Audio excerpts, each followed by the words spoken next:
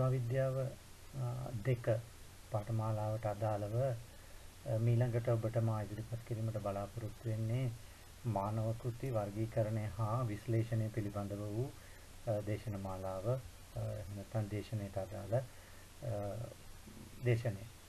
මේ දේශනයේදී මූලික වශයෙන් මේ මානව කෘතියක් කියලා කියන්නේ කුමක්ද කියන එක පිළිබඳ ඔබට අවබෝධයක් ලබා ගත යුතුයි. අපි මානව කෘතියක් කියලා කියන්නේ මිනිසුන් විසින් නිර්මාණය කරන ලද යම්කිසි නිර්මාණයක්. ඒක පීයක් වෙන්න පුළුවන්, පබළුවක් වෙන්න පුළුවන්, එහෙම නැත්නම් ඇටකටු වලින් කරලා තියෙන නිර්මාණයක් වෙන්න පුළුවන්, එහෙම නැත්නම් පාෂාණ වලින් කරලා තියෙන නිර්මාණයක් වෙන්න පුළුවන්. එතකොට මේ නිර්මාණකරණය සතලෝකයේ කෙරිය හැකි එකම සත්‍යය බවට පත් වෙලා තියෙන්නේ මානවයා. මේ මානවයා තමයි මේ කෘති එහෙම නැත්නම් නිර්මාණාත්මක ප්‍රවේශය අත් කරගෙන තියෙන්නේ. එතකොට මානව කෘති වර්ගීකරණය සහ විශ්ලේෂණය කිරීම කියන මාතෘකාව ඇතුලේ අපි ප්‍රධාන වශයෙන්ම මේ මානව කෘති පිළිබඳව මිනිසා නිර්මාණය කරලා තියෙන විවිධ කෘති පිළිබඳව සාකච්ඡාවට ලක් වෙනවා. ඒකෙදි මාධ්‍ය විදියට ලෝහ, අස්ථි, මැටි, ඒකම පාෂාණ ආදී විවිධ වර්ග උපයෝගී කරගෙන කරලා තියෙන නිර්මාණයන් අපි හඳුනා ගන්නවා. ඒක කොයි ආකාරයකටද වර්ග කරන්නේ, වර්ගීකරණයක් කියලා කියන්නේ කුමක්ද, ඒකම විශ්ලේෂණයක් කියන්නේ කුමක්ද කියන කාරණය මේ මාතෘකාව යටතේ පැහැදිලි කිරීමට මා බලාපොරොත්තු වෙනවා. මානව කෘතියක් කියන්නේ කුමක්ද කියන එක දැන් ඔබට පැහැදිලි. ඒ නිසා මානව කෘතියක් මානවයා විසින් නිර්මාණය කරන ලද නිර්මාණයක් කියන කාරණේ ඔබට දැන් තේරෙනවා. ඒ නිසා මානව කෘතියක් වර්ගීකරණය කියලා අපි හඳුන්වන්නේ මේ පුරාවිද්‍යාත්මක කැණීම් මගින් හමුවන එහෙම නැත්නම් ගවේෂණ වලින් හමුවන විවිධ වර්ගවලට අයත් මිනිසුන් විසින් නිර්මාණය කරලා තියෙන නිර්මාණ, පාෂාණ, අස්ථි, දැව, එහෙමත් නැත්නම් ලෝහ ආදී වශයෙන් වර්ග කරලා ඒක නිර්මාණය කරලා තියෙන මාධ්‍ය අනුව වර්ග කරලා ඒවා හඳුනාගෙන අධ්‍යයනය කිරීම තමයි වර්ගීකරණය කියලා අපි කියන්නේ. ඒක මානව කෘතියක් කියලා කියන්නේම මානව නිර්මාණයක්. මෙතනදී පුරාවිද්‍යාඥයන් විදිහට අපිට වැදගත් වෙන්නේ මේ පුරාවිද්‍යා වටිනාකමක් සහිත කෘතියක්. අපි දන්නවා දැනටමත් මානව කෘතියක්. එහෙම නැත්නම් අපි පොදුවේ පුරා කෘතියක් කියලා හඳුන්වන්නේ. මෙන්න මේ මානව කෘතියක් පුරා කෘතියක් කියලා හඳුන්වන්නේ අද සිට වසර 100කට වඩා පැරණි නිර්මාණයක් තමයි මානව කෘතියක් කියලා පුරාවිද්‍යාවේදී එහෙම නැත්නම් පුරාවස්තුවක් කියලා පුරාවිද්‍යාවේදී හඳුන්වන්නේ. ඒකට අපි දන්නවා අපිට මේ පුරාවිද්‍යාඥයින් විදිහට වැදගත් වෙන්නේ අද මිනිසා නිර්මාණය කරන මේ කෘති වලට වඩා අතීත සමාජයේ මිනිසා නිර්මාණය කරලා තියෙන මේ කෘති. ඒකට මේවා ඒක නිර්මාණය කරලා තියෙන අමුද්‍රව්‍ය අනුව වර්ග කිරීමක් තමයි වර්ගීකරණයක් කියලා අපි මූලික වශයෙන් හඳුන්වන්නේ. ඊගාවට අපි බලමු මානව කෘතියක විශ්ලේෂණකාරය මොකක්ද කියලා.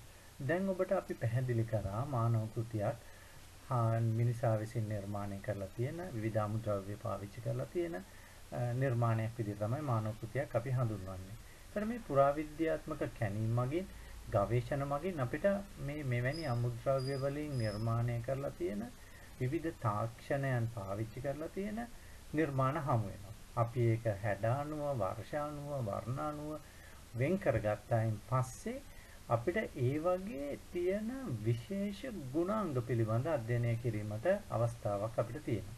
ඒ විශේෂ ගුණාංග පිළිබඳ අපට අධ්‍යයනය කිරීමේ හැකියාව තියෙන විද්‍යාගාරයක් තුළ. උදාහරණයක් විදිහට අපි ගත්තොත් වීදුරු වලින් කරලා තියෙන නිර්මාණය. වීදුරු කියන්නේ මානවයා විසින් කෘත්‍රිමව නිර්මාණය කරලා තියෙන අමුද්‍රව්‍යයක්. ඒතර මේ වීදුරු නිර්මාණය තුළදී මූලික වශයෙන් මොන විදිහේ රසායනික සංයුතියින්ද පාවිච්චි කරලා තියෙන්නේ කියන කාරණය මානව කෘතියක් ඇසුරෙන් අපිට දැක ගැනීමට හැකියාව ලැබෙන්නේ විද්‍යාගාරයකින්. අන්නේ විද්‍යාගාරයක කරන පර්යේෂණයක් තමයි අපි මානව කෘති විශ්ලේෂණයක් විදිහට හඳුන්වන්නේ. තවත් උදාහරණයක් අපි සරලව ගත්තොත් අපිට කැණීමකින් හම්බෙන මැටි බඳුනක්. එතකොට මේ මැටි බඳුන අපිට විශ්ලේෂණය කරන්න පුළුවන්. ඒකට පාවිච්චි කරලා තියෙන මැටිවල සංයුතිය කොයි විදිහටද තියෙන්නේ? ඒකේ තියෙන කැටවල එහෙම නැත්නම් වැලි කැටවල සයිස් එක මොකද්ද? එතකොට මේක හැඩ ගන්නවන්න, වර්ණ ගන්නවන්න පාවිච්චි කරලා තියෙන රසායනික දේ මොනවද? කියන කාරණේ අපිට විද්‍යාගාරයක් තුලින් තමයි මානව කෘතියක් මැටි බඳුනක් අධ්‍යයනය කිරීමෙන් ඒක විශ්ලේෂණය කරන්න හැකියාව ලැබෙන්නේ. ඒකට ඔබට පැහැදිලි වර්ගීකරණය කියන්නේ කුමක්ද? විශ්ලේෂණය කියන්නේ කුමක්ද කියලා. ඒකට මේකෙදී අපි අතීත මානව කෘති තමයි මේ කාර්ය සඳහා යොදා ගන්න ලබන්නේ. මානව කෘතියක් වර්ගීකරණය කිරීමේදී වැදගත්කම් ගණනාවක් අපිට තියෙනවා. එකක් තමයි මේ මානව කෘති වර්ග කරලා විශ්ලේෂණය කිරීමෙන් පස්සේ අපිට ඒකේ කාලවකවානු හඳුනා ගන්න හැකියාව ලැබෙනවා. දැන් අපිට උදාහරණයක් විදිහට කාසියක් හම්බුනොත් ඒ කාසිය නිර්මාණය කරලා තියෙන පාලකයා පිළිබඳ සඳහනක් පැරණි කාසිවල තියෙනවා. අපි උදාහරණයක් විදිහට ගත්තොත් පරාක්‍රම බාහු, විජය බාහු, ඒකම ලීලාවති ආදී රජවරු නිර්මාණය කර කාසිවල ඔවුන්ගේ නම සඳහන් කරලා තමයි ඒවා නිර්මාණය කරලා තියෙන්නේ. එතකොට මේ මානව කෘතියක් කාසියක් හම්බුනාම අපිට එවැනි කාසියක් ඇසුරෙන් ඒ කාලය නිර්ණය කර ගැනීමට හැකියාව ලැබෙනවා. ඒකම ගඩොල් වගේ දෙයක්. එහෙම නැත්නම් උළු කැටයක්. එහෙම නැත්නම් අපිට මැටි බඳුන් කොටසක්. මෙන්න මේ වගේ නිර්මාණයක් අපිට හම්බුනොත් ඒක තාප සම්දිස්ථතා කාල නිර්ණයට බඳුන් කරලා අපිට පුළුවන් ඒකේ කාල නිර්ණයන් හඳුනාගත හැකි වෙන්න කොයි කාලෙක නිර්මාණය කරේ කියන කාරණය සම්බන්ධයෙන්. අනිත් කාරණේ තමයි පුරාණ වෙළඳ සම්බන්ධතා හඳුනාගත හැකිවීම. අපි දන්නවා දේශීය සහ ජාත්‍යන්තර වශයෙන් මෙරටට ආපු සහ මෙරට පරිහරණය වූ විවිධ මාධ්‍ය තියෙනවා. ඒ භාණ්ඩ තියෙනවා. මේ භාණ්ඩ අපි ගත්තාම මේ භාණ්ඩ තුලින් සමහර අවස්ථාවකදී අපිට හඳුනා ගැනීමට හැකියාව ලැබෙනවා පුරාණ වෙළඳ සම්බන්ධතා පිළිබඳ. දැන් විදේශීය කාසි, රෝම කාසි, එහෙම නැත්නම් මත්ස්‍ය කාසි, පාණ්ඩ කාසි වගේ දේවල් අපේ රටෙන් හම්බෙන්නේ ඒ කාසි වර්ග අපේ රටට ඇවිල්ලා තියෙන නිසා. කාසි සංසරණය වෙන්නෙම අනිවාර්යයෙන්ම යම් කිසි මූල්‍ය ගනුදෙනු කාර්යයකදී. එතකොට ජාත්‍යන්තර වෙළඳාම සිදු වුණා නම් තමයි විදේශීය කාසියක් අපේ රටට එන්නේ. ඒ නිසා තමයි අපිට රෝම කාසි, චීන කාසි, එකම පාණ්ඩ කාසි ආදී ඉන්දියානු කාසි මේවා අපිට දැක ගැනීමට හැකියාව ලැබෙන්නේ. ඒ වගේම තමයි මුද්‍රා. මුද්‍රා අපි ඉංග්‍රීසියෙන් කියන ඉන්ටැග්ලියෝස් කියලා. මේ මුද්‍රා විවිධ රටවල විවිධ කාර්යයන් සඳහා පාවිච්චි කරලා තියෙනවා. සමහර වෙළඳ කුලයන් එහෙම නැත්නම් වෙළඳ ශ්‍රේණි තමන්ගේ අනන්‍යතාව හැඟවීම සඳහා මේ මුද්‍රා පාවිච්චි කරලා තියෙනවා. ඒකට එවැනි මුද්‍රා අමුද්‍රව්‍ය අතින් නිර්මාණය කිරීමේදී අපේ රටට ආගන්තුක ඛනිජ පාෂාණ වර්ග පාවිච්චි කරලා නිර්මාණය කරපුවත් අපට හම්බෙනවා. ඒකට මෙවැනි මුද්‍රා ආදිය තුලිනුත් අපි වෙළඳ සම්බන්ධතා පිළිබඳව හඳුනා ගැනීමට හැකියාව ලැබෙනවා. ඒකට මානව කෘති වර්ගීකරණය කිරීම සහ විශ්ලේෂණය කිරීමේදී තවත් අපට හඳුනාගත හැකි වටිනාකමක් තමයි වන්දනාමාන හා සිරිත් ඇදහිලි ආදී හඳුනා ගැනීමට හැකියවීම. යම් යම් භාණ්ඩ නිෂ්පාදනය කිරීමේදී එක දෛනික පරිභෝජනය පරිහරණය සඳහා නිර්මාණය කරනවා වගේම ආගමික සිරිත් සඳහා නිර්මාණය කරන කාර්යනුත් තියෙනවා. උදාහරණයක් විදිහට පිළිමාදිය. බුදු පිළිම, එමන් නැත්නම් Hindu ආගමට සම්බන්ධ දේව ප්‍රතිමා, එහෙමත් නැත්නම් වෙනත් මොකක් හරි ඇදහිල්ලකට සම්බන්ධ නිර්මාණය. ඒකට මේ නිර්මාණකරණය තුලදී අපිට ඒ සමාජයේ තිබිච්ච සමකාලීන වන්දනාමාන කිරීම හා සිරිත් ආදී පිළිබඳවත් අධ්‍යයනය කිරීමට අපිට ඉන්න හැකියාව ලැබෙනවා. මම කලිනුත් කතා කරා විදේශීය වෙළඳ සම්බන්ධතා අපිට ඍජුවම ශ්‍රී ලංකාවට මානව කෘතිය සුරෙන් ලැබෙනවා. ඉස්ලාමීය රටවල්, චීනය, ඉන්දියාව, එකම රෝමය වගේ බටහිර යුරෝපීය රටවල් එක්ක අපි දිගුකාලීන අන්තර්ජාතික වාණිජ කටයුතු ක්‍රිස්තු පූර්ව යුගයේ ඉඳලම සිදු කරලා තියෙනවා. ඒ රටවල් වලට අනන්‍යතා තියෙන මැටි මෙවලම් වර්ග, ඒකම මුද්‍රා වර්ග, වෙනත් නිර්මාණ මේ පුරාවස්තු විදියට අපේ රටේ කැණීම් ගවේෂණ වලින් හම්බෙලා හඳුනාගෙන තියෙනවා. ඒ නිසා අපිට මේ විදේශීය වෙළඳ සම්බන්ධතා හඳුනා ගැනීමෙත් මේක අපට වැදගත් වෙනවා. අනිත් කාරණේ තමයි මුතුන් මිත්තන්ගේ කලා කෞශල්‍ය හා තාක්ෂණික හැකියාවන් හඳුනාගත හැකිවීම. දැන් මේ නිර්මාණයක් අපි අධ්‍යයනය කරනකොට අපිට පේනවා ඒ නිර්මාණයේ තියෙන වටිනාකම. ඒ වටිනාකම තුළ ඒ නිර්මාණයට යම්කිසි අනන්‍යතාවයක් ඒකට ලැබිලා තියෙනවා. ඒ අනන්‍යතාවයත් එක්ක ඒ ආදී මුතුන් මිත්තන්ගේ කලා කෞශල්‍යයන් අපිට හඳුනා ගැනීමට හැකියාව තියෙනවා. උදාහරණයක් විදිහට අපි ගත්තොත් ජේතවන ව්‍යාපෘතියේ කෞතුකාගාරයේ තියෙනවා මිලිමීටර් ගණනාවක චුටි රන් කැබැල්ලක්. මේ රන් කැබැල්ල ඇහැට බැලුවාම ඒකේ තියෙන කැටයම අපිට හඳුනා ගැනීමට හැකියාව නැහැ. නමුත් අපි කාචයකින් විශාල කරලා ඒක බැලුවොත් ඒකේ තියෙනවා මල් කැටයම් 14ක් කැටයම් කරලා මල් 14ක් කැටයම් කරලා. එතකොට මේකෙන් අපි මොකද්ද මේ හඳුනාගන්නේ? ඒ ක්‍රිස්තු වර්ෂ මුල් සියවස්වල ලංකාවේ රන්කරුවාගේ තිබිච්ච කලා කෞශල්‍ය තමයි අපි එකෙන් හඳුනාගන්නේ. ඇහැට නොපෙනෙන රන් කැබැල්ලක් අගනා නිර්මාණයක් බවට පත් කිරීමට ඒ කලාකරුවාට හැකි වෙලා තියෙනවා. මේක තමයි අපි මුතුන් මිත්තන්ගේ කලා කෞශල්‍ය කියන කාරණේදී පැහැදිලි කරන්නේ. ඊගාවට ලේඛනගත තොරතුරු හා සැසඳීම මගින් අතීතයේ අර්ථකථනය කිරීම. අපිට මානව කෘති ආශ්‍රයෙන් යම්කිසි ලිඛිත තොරතුරුත් අපිට හම්බ වෙනවා. දැන් සමහර මැටි බඳුන් වල බඳ මත එහෙම නැත්නම් මැටි බඳුනේ අපි කියනවා ගැටිය සහ බඳ කියලා කොටස් වලින් හම්බ වෙනවා. ඒතර මේ වගේ බඳ මත ලියපු සටහන් තියෙනවා. අනුරාධපුර ඇතුළු නගරේ කරපු කැණීම්වලදී ක්‍රිස්තු පූර්ව 5 වෙනි 6 වෙනි සියවස් වලට අදාළ පස්තට්ටු වලින් හම්බෙලා තියෙනවා බිය අනුරද කියන නම සඳහන් බලංකටු කැබැල්ල. එකම තවත් බලංකටුවක් හම්බෙලා තියෙනවා තයා කුටේ කියලා. ඒකට මේන් අදහස් කරන්නේ යම්කිසි පුද්ගලයෙක් වෙන්න පුළුවන්. එහෙම නැත්නම් තමන්ගේ පුද්ගලික අනන්‍යතාවය කියාපාන සාධකයක් වෙන්න පුළුවන්. දැන් අනුරාධ කියන නම අපේ වංශගතාවේ තියෙන්නේ ඉන්දියාවේ ඉඳලා මෙරටට ආපු විජයත් එක්ක ආපු විජයගේ ඇමතිවරුන්ගෙන් එක්කෙනෙක් විදියට. ඒකට අනුරාධගේ නම සඳහන් ඒ සමකාලයට අයිති බලංකට්ටක් අපට හම්බවීම තුළදී අතීත ඉතිහාස පුවත මේ පුරාවස්තුව මගින් නැවත වතාවක් අපට අර්ථ නිරූපණය කිරීමට හැකියාව ලැබිලා තියෙනවා. ඒකම ජේතවන විහාර ව්‍යාපෘතියෙන් හම්බෙලා තියෙනවා ලෝකඩ ප්‍රතිමාවක් සෙබලෙක් නිරූපණය කරනවා.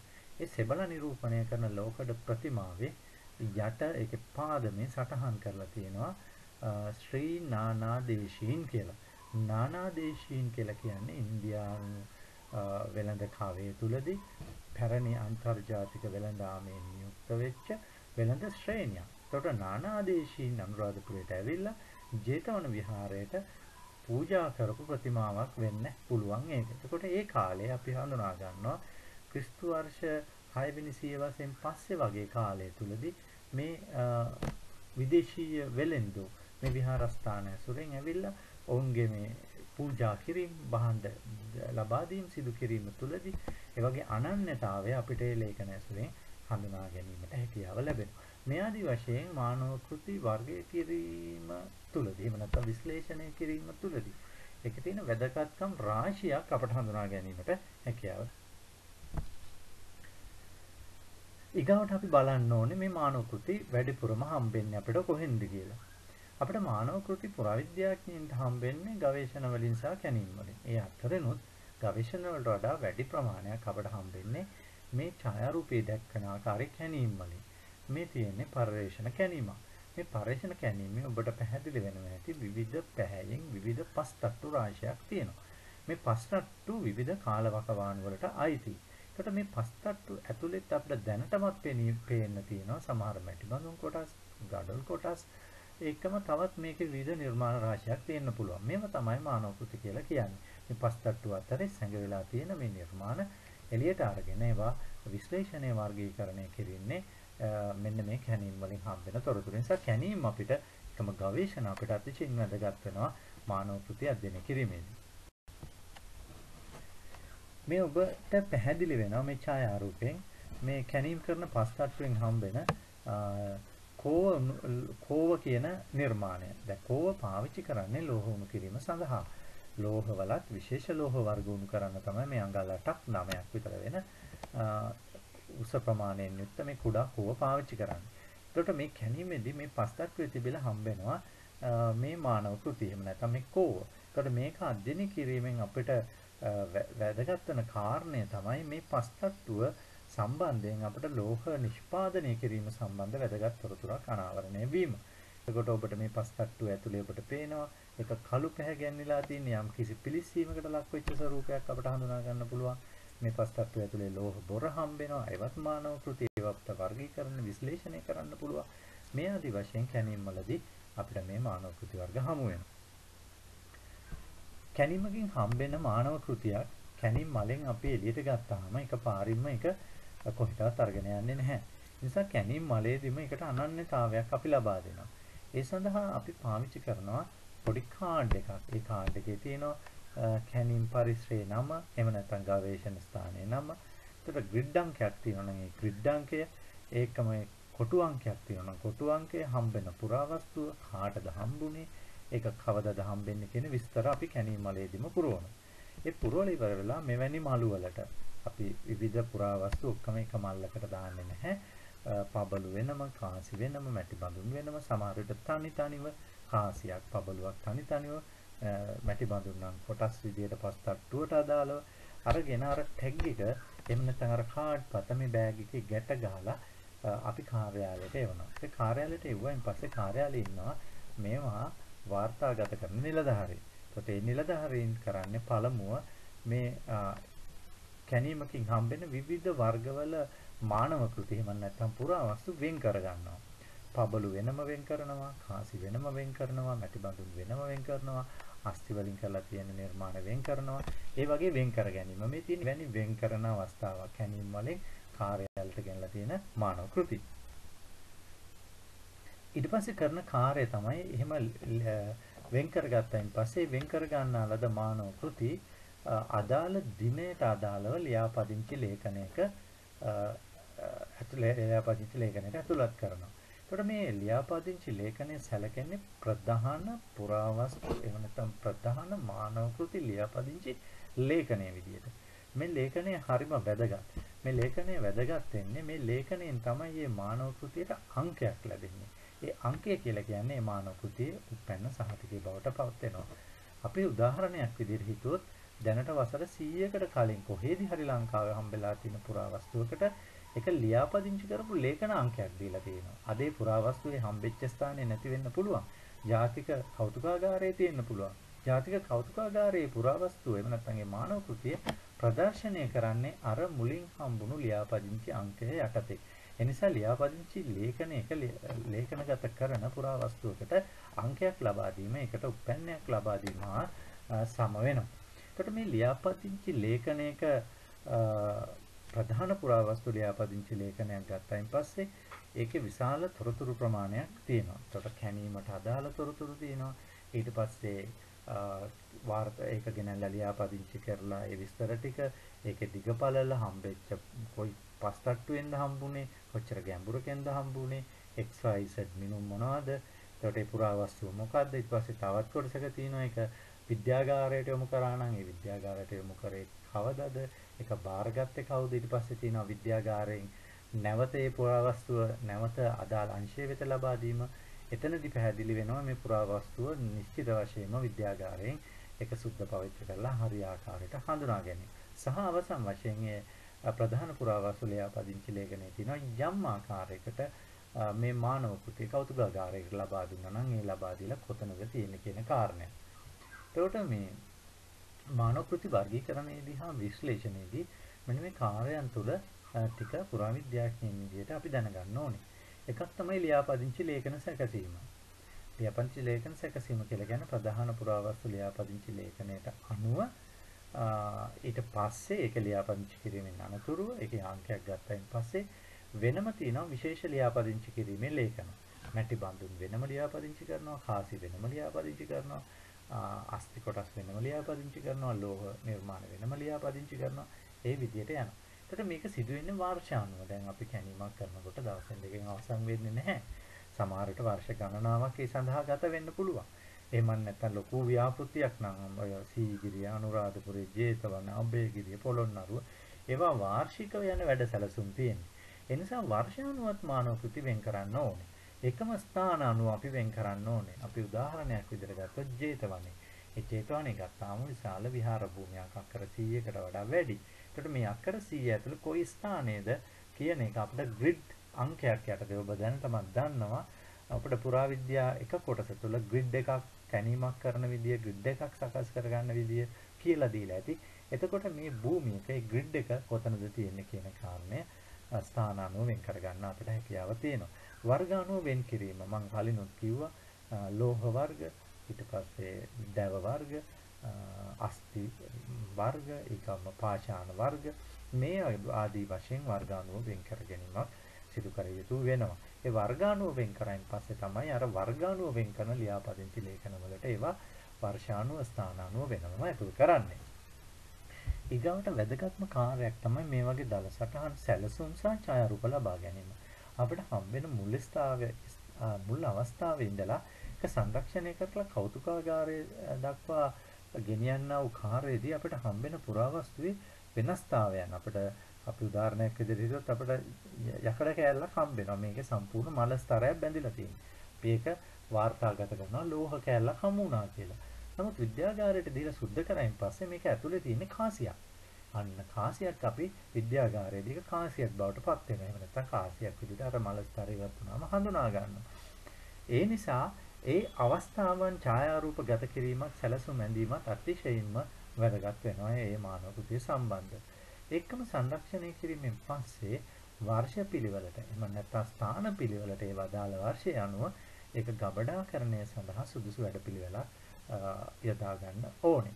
ඒකෙදි අපිට ආර්ද්‍රතාවයට ගැළපෙන ආකාරයට උෂ්ණත්වය සහ ජල බිඳු පාලනයේ කළමනාකරණයේ හැකියාව තියෙන විදිහට ඒක ගබඩා කරනවා නම් තමයි වඩාත්ම වැදගත් වෙන්නේ. ඊට පස්සේ අපිට මේ මානව කෘති වර්ගීකරණයේදී නිර්මිත අමුද්‍රව්‍ය අණු විශ්ලේෂණය කරන්න පුළුවන්.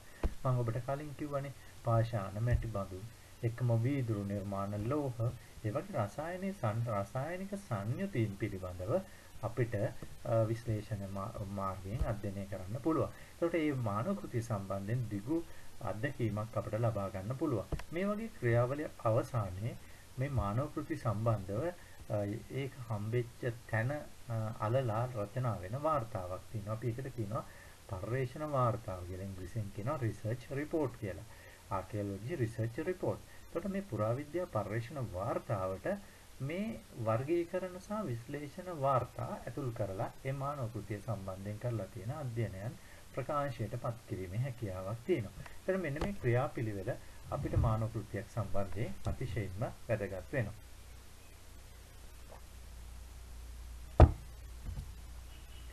ඊගාවට මම ඔබට පැහැදිලි කරන්නේ මම කලින් කිව්වා මානව කෘති වෙන් කරනවා කියලා කාසි මැටි බඳුන් පබළු අස්ති වගේ ආදි ලෙස. එතකොට මේවා වෙන් කරායින් පස්සේ නවලියාපදිංචි ලේඛනේ වට අනුව සකස් කරන්න ඕනේ. නවලියාපදිංචි ලේඛනයක් කියලා කියන්නේ වර්ග අනුව වෙන් කරලා තියෙන ලියාපදිංචි ලේඛන. ඒ ලියාපදිංචි ලේඛනයට අණු අංකයක් 1 2 3 පිළිවෙලට. ලියාපදිංචි අංකය. ඒ කියන්නේ අර මම කලින් කිව්වේ ප්‍රධාන පුරාවස්තු ලියාපදිංචි ලේඛනේ අන්නේදී ලියාපදිංචි අංකය. ඊට පස්සේ මානව කෘතිය හම්බෙච්ච දිනය ග්‍රිඩ් අංකය. ග්‍රිඩ් අංකය ගැන ඔබ දන්නවා. පුරාවිද්‍යා භූමිය සකස් කරනකොට ග්‍රිඩ් එකක් කොහොමද සකස් කරන්න කියලා.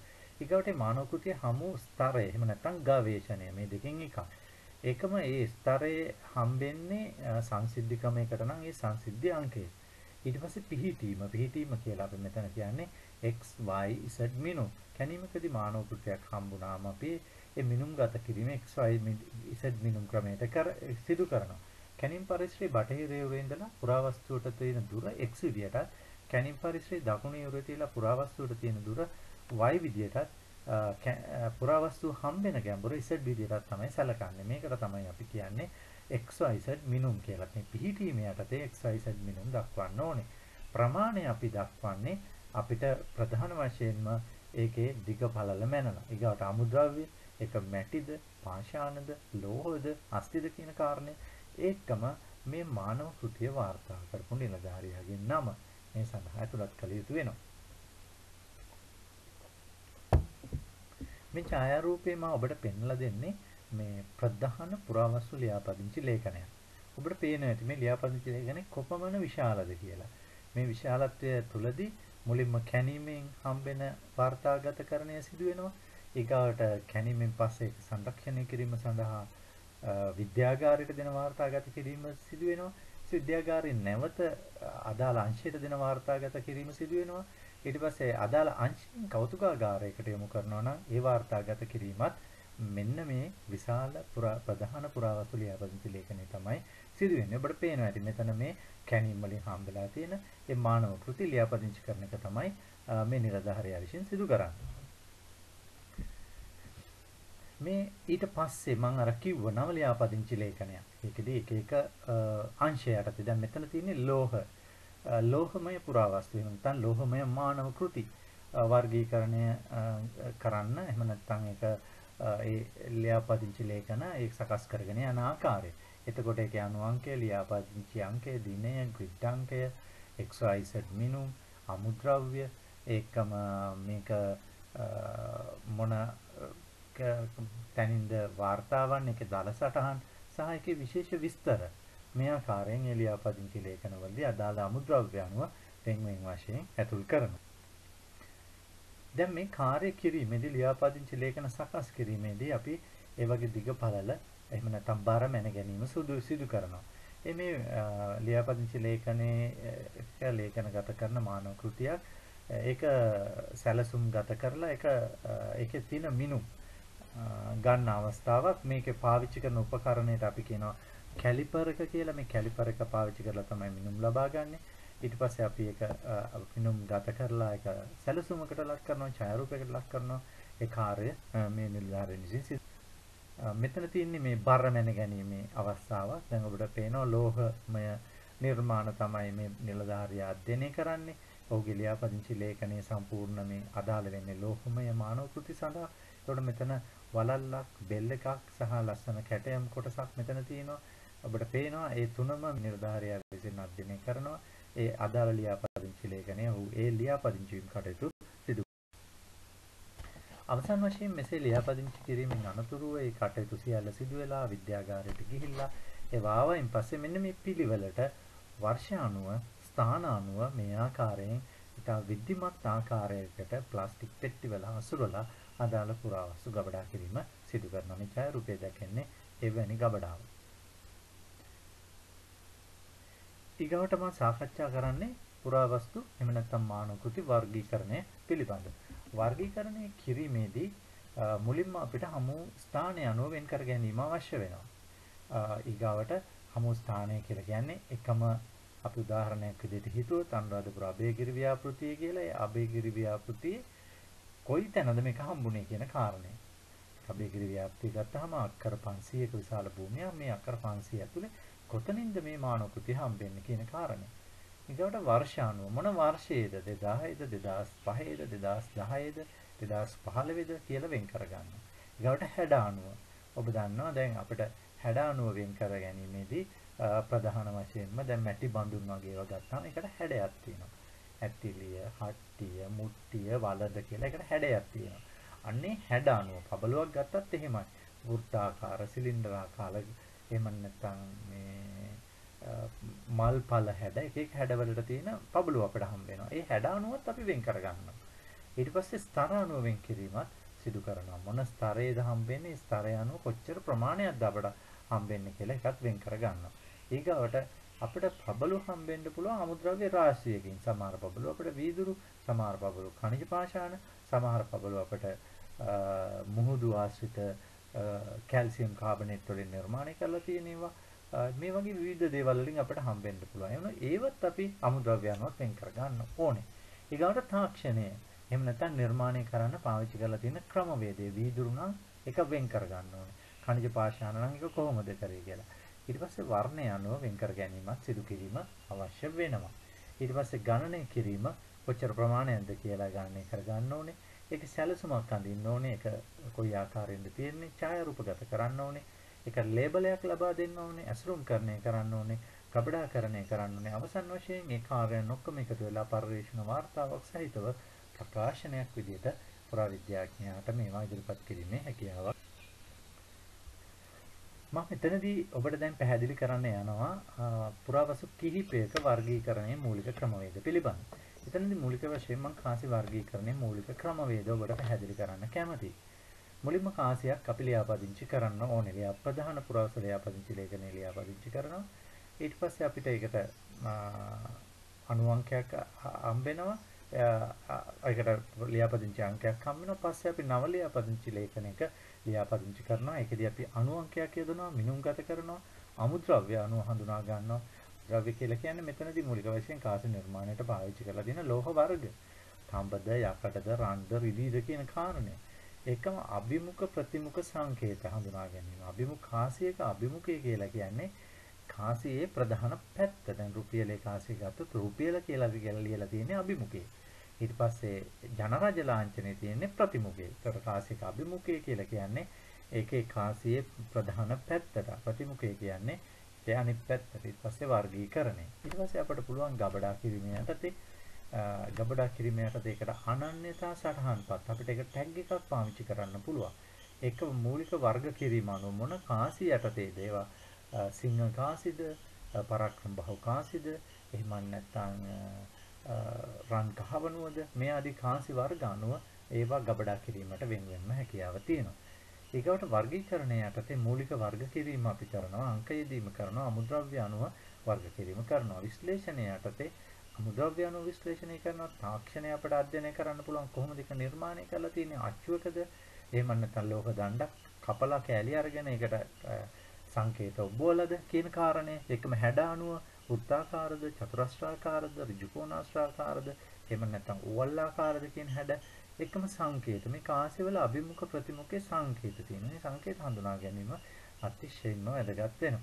එකම කාලරාමු හඳුනා ගැනීමත් වැදගත් වෙනවා.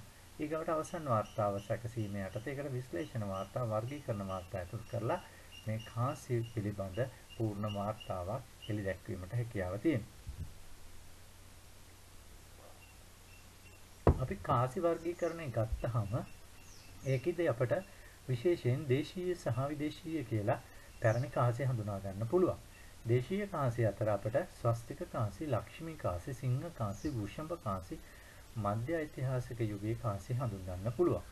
ඒකම විදේශීය කාසි යටතේ හස්සෙබු කාසි, දකුණු ඉන්දියානු කාසි, රෝම කාසි, ලන්දේසි කාසි, ඉංග්‍රීසි කාසි මේ ආදී වශයෙන් අපට විශාල ප්‍රමාණයක් කාසි දේශීය විදේශීය වශයෙන් ලංකාවේ ගවේෂණ සහ කැණීම්වලදී හම්බෙලා තියෙනවා. වර්ගීකරණයේදී මේ දේශීය සහ විදේශීය විදියට කාසි වර්ග කරගෙන හඳුනා ගැනීම අතිශයින් වැදගත්. මේ තියෙන්නේ පැරණිම කාසියක් වන හස්සෙබු කාසියක්. හස්සෙබු කාසි ලංකාවේ නිර්මාණය වෙච්ච දේශීය කාසියක් නෙමෙයි. ඒක විදේශීය සම්භවය සහිත කාසියක්. මේ කාසිය නිර්මාණය කිරීමේදී ලෝහ දණ්ඩක් තමයි පාවිච්චි කරලා තියෙන්නේ. ගොඩක් වෙලාවට රිදී ලෝහය මේ කාසි නිර්මාණය කිරීමට පාවිච්චි කරලා තියෙනවා. ලෝහ දණ්ඩ සකස් කරගෙන උණු කරලා ඒක පෙතිවලට කපලා ඒක නිවීමට කලින් සංකේත සහිත මුද්‍රාවක් මේකට ඇතුළත් කිරීම සිදු කරනවා. ඒකට මේ කාසියේ සමහර විට දෙපැත්තේම සංකේත තියෙනවා සමහර විට එක පසක සංකේත තියෙනවා. ඒකට මේකේ අභිමුඛ ප්‍රතිමුඛ කියලා අපිට දෙපැත්තක් හඳුනා ගන්න හැකියාව නැහැ. මේ හසෙබු කාසිය හතරස් ආකාරයේ මේ වගේ මේ ඕවල්ලාකාර ආකාරයේ ඍජුකෝණාස්ත්‍රාකාරයේ හැඩවලින් අපිට හම්බෙනවා ඒ ලෝහ දණ්ඩ නිර්මාණය කරගෙන තියෙන ආකෘතිය අනුව. දැන් මේ කාසිය ඔබට පැහැදිලි වෙනවා සලකුණු වගේක් තියෙනවා ඇතුලේ අපිට දැක ගන්න. ඒවට තමයි අපි කියන්නේ හස් සලකුණු කියලා. හස් සලකුණු තියෙන කාසි හස් එබු කාසි විදියට එහෙම නැත්නම් මෙහෙම සීල් එකක් විදියට ඒකට ඔබ්බලා තියෙන විදියට තමයි මේ කාසිය හස් එබු කාසි විදියට හඳුනා ගන්නු ලබන්නේ. මේ හස් එබු කාසිය ඇතුලේ තියෙන සංකේත කීපයකුත් අපිට ඔබට පෙන්වලා දෙන්න පුළුවන්. මේකේ තියෙනවා සූර්යාගේ සංකේතයකට අපි හිරු සංකේතය කියලා තියෙනවා. ඊට ස්වස්තිකය ඔබ කවුරුත් දන්න ස්වස්තික සංකේතය තියෙනවා. ඊට මල ඒකම අපිට හඳුනා ගන්න නිශ්චිතව නොහැකි ජ්‍යාමිතික සටහන් කීපයකුත් මේකේ තියෙනවා. එකම කාසිය දෙපැත්තේම සරල සංකේත මේ ආකාරයෙන් සටහන් කරලා තියෙනවා. අභිමුඛ ප්‍රතිමුඛ කියලා අපිට හඳුනා ගන්න හැකියාව නැහැ. ඒතර සෙල්ලිපිවල පුරාණ දරණ කහපන කියන වචන සඳහන් වෙනවා. මේ පුරාණ කියන වචනේ, දරණ කියන වචනේ, කහපන කියන වචනේ පැරණි කාසි හැඳින්වීම සඳහා පැරණි මූලාශ්‍රවල සහ සෙල්ලිපිවල පාවිච්චි වෙලා තියෙනවා කියන එක පෙන්වලා දෙන්න පුළුවන්. මේ තියෙන වෘත්තාකාර ආකාරයේ හස්සෙබු කාසියක්. ඔබ කලින් දැක්කේ ඕවල්ලාකාර ආකාරයේ හස්සෙබු කාසිය. ඒ ඔබට පේනවා පළමුණු කාසියට වඩා මේ දෙවෙනි කාසියේ සංකේත ප්‍රමාණය වැඩි. ඒ සංකේත තමයි මේ උලුප්පල අරගෙන දක්වලා තියෙන්නේ. ඒකට මේ රිදී ලෝහය තමයි බහුල විදියට මේ කාසි නිරූපණය නිර්මාණය සඳහා පාවිච්චි කරලා තියෙන්නේ. ඊගාට ස්වස්තික කාසි. අපිට ස්වස්තික කාසිත් හම්බෙනවා. ඒ කියන්නේ ප්‍රධාන සංකේතයේ ස්වස්තිකේ. ඒකට ඒවා අපි ස්වස්තික කාසි කියලා කියනවා. ස්වස්තික කාසිත් එක්ක තවත් සංකේත කීපයක් අපිට හම්බෙනවා. ඒ ප්‍රධාන සංකේත අනුව මේ ස්වස්තික කාසි වර්ග කිරීමක් කරලා තියෙනවා. ඒ අනුව ගස සහ ස්වස්තික කියලා එක් වර්ගයක් තියෙනවා. ඇතා සහ ස්වස්තික කියලා තව වර්ගයක් තියෙනවා. අශ්වයා සහ ස්වස්තික කියලා තව වර්ගයක් තියෙනවා. සිංහයා සහ ස්වස්තික කියලා තව වර්ගයක් තියෙනවා. එතකොට සිංහයා අශ්වයා ඇතා ගස කියන ප්‍රධාන සංකේතයේ සහිතව ස්වස්තිකයත් එක්ක මේ කාසිය නිර්මාණය කිරීම නිසා මේ ආකාරයෙන් මේ කාසි අතරත් වර්ග විදියට අපිට හඳුන්වන්න පුළුවන්. මේ කාසිවල ස්වස්තිකයට අමතරව ටෝරින් කියන සංකේත, පර්වත කියන සංකේතේ, ජාමිතික සංකේත මේ කාසිවල දැක ගැනීමට හැකියාව ලැබෙනවා ස්වස්තික කාසිවල. මේ තියෙන්නේ ඇතා සහ ස්වස්තික කාසි, අශ්වයා සහ ස්වස්තික කාසි කියන කාසි වර්ග දෙක. වම් පැත්තේ තියෙන ඉහළ ඉන්නේ ඇත් රූපය. මේක තමයි අභිමුඛයේ තියෙන්නේ. ඊට පස්සේ ප්‍රතිමුඛයේ ස්වස්තිකය යටින් තියෙනවා. ඔබට දැක ගන්න පුළුවන්. ඊට පස්සේ අනිත් පැත්තේ තියෙනවා අශ්වයා. අශ්වයාගේ සංකේතය තියෙනවා. ඒ අශ්වයාගේ ප්‍රතිමුඛයේ ස්වස්තික සංකේතය තියෙනවා. ඒකට වේදීය සහිත එහෙම නැත්නම් වැටක් එක හිටවලා තියෙන ස්වස්තිකයක් විදිහට තමයි ප්‍රතිමුඛයේ මේ ස්වස්තික සංකේතය දක්වන්න පුළුවන් වෙන්නේ. ඒකට ස්වස්තික කාසිවල ප්‍රධාන සංකේතය වන අශ්වයා, ගස, ඇතා එහෙම නැත්නම් සිංහයා මේ සංකේත ටික තියෙන්නේ අභිමුඛයේ. ප්‍රතිමුඛයේ තියෙන්නේ ස්වස්තිකය. ඔබට මේ කාසියේ වම සහ දකුණේ මේ කාසි දෙකේම ඉහළින් තියෙන්නේ අභිමුඛයේ, පල්ලෙහායින් තියෙන්නේ කාසි දෙකේම ප්‍රතිමුඛය. ඊගොඩ ලක්ෂ්මී කාසි. ලක්ෂ්මී කාසි සලකන්නේ ලංකාවේ දේශීයව නිර්මාණය කර ප්‍රථම කාසිය විදියට. එතකොට මේ කාසිය දිගු 4 සමාන නැත්නම් ඍජු කෝණාශ්‍රාකාර කාසියක් විදියට තමයි දකින්න ලැබෙන්නේ. මේකේ අභිමුඛයේ ප්‍රධාන පැත්තේ ලක්ෂ්මී දෙවඟන නෙළුම් මලක් මත සිටගෙන සිටිනවා. ඒ ලක්ෂ්මී දෙවඟන නෙළුම් මලක් මත සිටගෙන දෙපැත්තෙන් නෙළුම් දඬු දෙකක් අතින් අල්ලගෙන ඉන්නවා. ඒ නෙළුම් දඬු දෙක ඉහළ ඇත්රූප දෙකක් තියෙනවා. ඒ ඇත්රූප දෙකෙන් මේ ලක්ෂ්මී දෙවඟන අභිෂේක කිරීමක් සිදු කරනවා කියලා තමයි විද්වතුන්ගේ මතය වෙන්නේ. මේ කාසියේ ප්‍රතිමුඛයේ තියෙන එකම සංකේතයයි ඒ වේදිය සහිත යෂ්ටිය මත ඇති ස්වස්තික රූපය. එතකොට මේ කාසි, කාන්තරෝදය, මන්නාරම, මුලතිව්, අනුරාධපුර, වල්ලිපුරම් සහ ලංකාවේ තිස්ස මහාරාමයේ මේ ආදී සෑම ප්‍රදේශයකම පරිහරණයට වෙලා තියෙනවා.